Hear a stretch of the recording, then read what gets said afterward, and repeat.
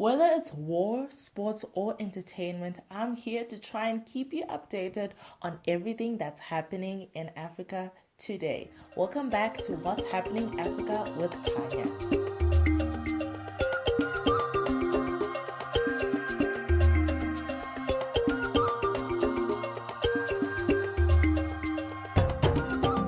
Episode 4 and welcome back to What's Happening Africa. We have been running for almost a month now, and if this is your first time here, don't forget to like, subscribe and follow all of our pages including TikTok and Instagram, where you'll find all your important updates on everything that is happening in Africa every week, every Thursday.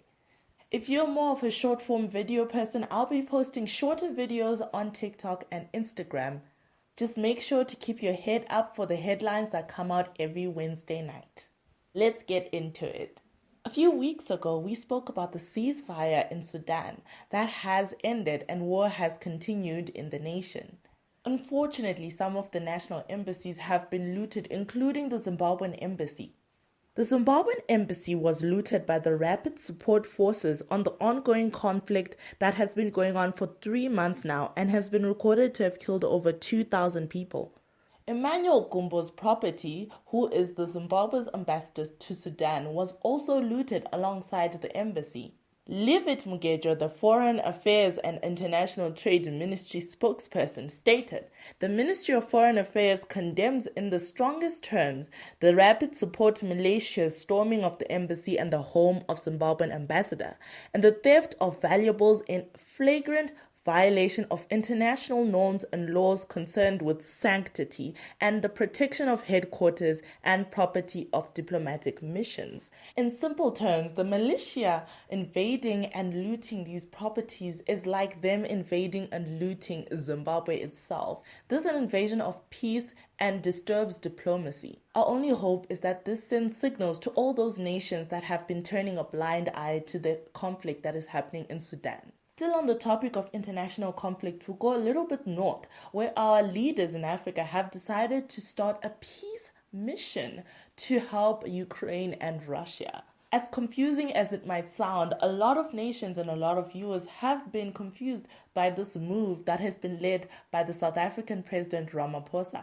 A delegation of African leaders from 6 countries arrived in Kyiv a few days ago during the weekend. Although air raids continued, these leaders held a press conference, but this was not an easy move. The peace mission encountered several setbacks, including journalists and other planes being delayed at airports in Poland, and some of the nation's delegates delaying to arrive. Regardless of the chaos and the setbacks, a press conference was held. In totality, the leaders were from Comoros, Egypt, Senegal, South Africa, Uganda, and Zambia, and their goal was to bring peace to the area and bring back food security in areas in Africa and other areas that were affected by trade due to the instability in Ukraine and Russia. During the press conference, the African delegates asked for peace to be returned to this area, which is new because Africa does not usually get involved in these issues. But this time, they decided to step in and ask for peace. Zelensky in response stated that there will be no peace as long as Russia still occupies parts of Ukraine, and he stated, "To freeze the war is to freeze everything, including pain and suffering." Still on a sad note, on the 16th of June, there was a school massacre in Uganda. On the 16th of June, Islamic State-linked militants attacked a school in Uganda. The secondary school is in Pondwe, a town in western Uganda's Kasese district on the border with the Democratic Republic of Congo. Sadly, the records state that 42 people were killed, including 38 students. More than 20 people have been arrested in connections with this massacre, and others are accused of collaborating with the rebel group. A lot of investigations on this massacre are still ongoing, and we'll update you as information comes. But we continue to send prayers to the families that lost children and family and friends. And since we mentioned the Democratic Republic of Congo, here's a quick info sesh based on some research that I continued from last week's episode. First of all, I'd like to give a shout out to @Zombie237 who called out my mistake. And yes, I made a mistake last week. You may not have noticed, but don't worry, this is an opportunity for us to learn more about our beloved continent. So in last week's episode, I spoke about the Republic of Congo's president, but I mistakenly mentioned the Democratic Republic of Congo in part of our conversation. Here are the facts that you need to know so that you do not confuse the Democratic Republic of Congo and the Republic of Congo. Here's an easy way for you to remember. The Democratic Republic of Congo is also known as Congo-Kinshasa, based on its capital city, Kinshasa. And the Republic of Congo is also known as Congo-Brazzaville. Well, you get why, because of the capital, Brazzaville. The president of the Democratic Republic of Congo is President Felix Tshisekedi, and the president of the Republic of Congo is Denis Sassou Nguesso, who we spoke about last week. Both nations are divided by the Congo River, and a few facts about the nations. The DRC, or Congo-Kinshasa, is the second largest nation in Africa, whilst Congo-Brazzaville holds rainforests and lots of gorillas. So if you're into gorillas and tourism, that is something for you to note. So thank you for calling me out on my mistake, and also I really enjoyed these information sessions and might include them in future episodes. Please comment if you like them and if you want to know more about Africa. Back on the topic of news, Seychelles has celebrated 30 years of its constitution this week. Seychelles celebrated the 30th anniversary of its constitution in a customary flag-raising ceremony held at La Voie La Nation, a monument in the capital Victoria, and this happened on Sunday the 18th of June. The event commemorates the day the Constitution of the Third Republic of Seychelles was adopted by the Seychellois nation. On June 18, 1993, the island nation took a new direction, guided by the fundamental principles that are essential for its development as a sovereign and democratic state.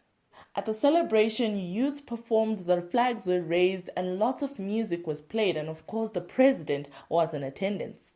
The president of Seychelles, Wavo Ramkalawan, Vice President Ahmed Afif, and the Speaker of the National Assembly, Roger Menteni, the Chief Justice, Ronnie Govende, and other high-level government officials were present. As fellow Africans, we celebrate their milestone and applaud their achievement. You know how everyone assumes that wild animals are just walking around in Africa? That might not be far from the truth in South Africa, where wildcats have been spotted several times this year and this week. Alongside the water crisis which the nation is currently tackling, wildcats have been spotted walking around in certain parts of the nation, cheetahs and leopards specifically. The residents of South Africa's Northern Cape province have been warned to be careful and be on the lookout for a cheetah and a leopard that is roaming the streets. The state broadcaster SABC quoted a representative of an organization cautioning that wildcats are dangerous and had been seen crossing the roads close by in a nearby town. The officials are also stating that these animals are hungry and people should be careful when they walk around. Of course, you wouldn't expect this, but I find it quite humorous that alongside all of the other problems that are happening in the nation, wild animals, just like Westerners are always assuming, are actually walking the streets of South Africa. And just to add to the situation, this is not the first time, as 2 lions were previously spotted earlier in the year in the city center of Johannesburg. So, South African officials, maybe we should crack down on the wild animals that are walking around alongside the water crisis and the electricity situation. And finally, entering into the sports section, we're going to talk about Zimbabwe. As patriotic as that might sound, it sounds like Zimbabwe is doing so well in sports this week. Donata Katai is an Olympian who competed in the 2020 Summer Olympics in the women's 100-meter backstroke. Katai is the first black swimmer to represent Zimbabwe in the Olympics. She has already broken the record set by previous Olympian Kirsty Coventry. Donata is in the news right now for receiving a scholarship to Princeton to join other prestigious international swimmers and Olympians. Princeton's women's swimming and diving team, who are popularly known as the Princeton Tigers, are the defending Ivy League champions. Donata has been offered a scholarship there, and we're excited to see her join fellow Olympic champions, as she is record-breaking and one of the youngest swimmers to be recorded swimming in these races and being offered these scholarships. Still in Zimbabwe, for the ICC World Cup qualifiers, Zimbabwe has managed to beat Netherlands and is playing another game this coming week. As the ICC qualifiers in the last weekend, there was a cricket game between Zimbabwe and the Netherlands, and Zimbabwe won by 6 wickets. Zimbabwe's final total was 319 for 4 wickets off, only 40.5 overs, Burrell finishing not out with 16.